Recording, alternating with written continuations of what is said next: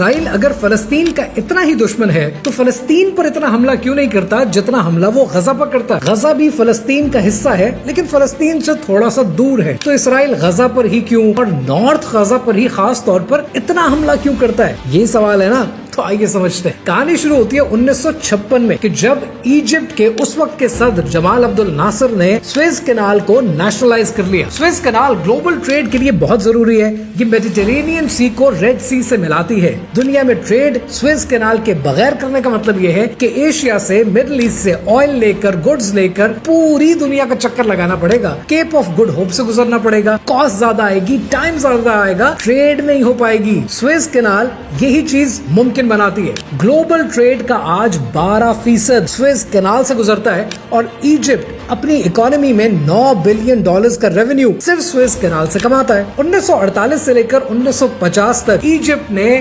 اسرائیل کے ویسلز کو گزرنے نہیں دیا، اسرائیل کی ٹریڈ کو مشکل بنا دیا۔ سن 60 کی دہائی میں پھر 8 سال کے لیے سویز کینال کو بند کر دیا، پھر اسرائیل کے لیے مصیبت کھڑی کر دی۔ اگر سویز کینال سے اسرائیل کا راستہ روک دیں، اسرائیل کی ٹریڈ رک جاتی ہے، اسرائیل کی راتوں کی نیند حرام ہو جاتی ہے۔ سن 60 کی دہائی میں اسرائیل نے اپنی کینال بنانے کا خواب دیکھا، بین گورین کینال، اور یہ بین گورین کینال ایک کروڈ کینال میپ ہے۔ اس ڈیزائن پر یہ کینال بنے تو فلسطین کی آبادی کو متاثر کیے بغیر یہ کینال بنائی جا سکتی ہے۔ بلینز آف ڈالرز کی انویسٹمنٹ ہوگی، 300 کلومیٹر کی یہ کینال بنے گی۔ لیکن اسرائیل نے ایک نیا ڈیزائن بنایا اور وہ اپنی کاسٹ بچانے کے لیے، اپنا وقت بچانے کے لیے بنایا کہ اس کو سیدھا بناتے ہیں اور غزہ کی پٹی سے لے کر جاتے ہیں۔ لیکن اس کا مطلب تو یہ ہے کہ غزہ کے لوگوں کو ڈسپلیس کرنا پڑے گا، نارتھ غزہ میں بمباریاں کرنی پڑیں گی، جینوسائیڈ کرنا پڑے گا، معصوموں کا قتل کرنا پڑے گا، اور اسرائیل اسی پر تولا بیٹھا ہے۔ Those of you who do not know، اسی طرح کی ایک کینال اور ہے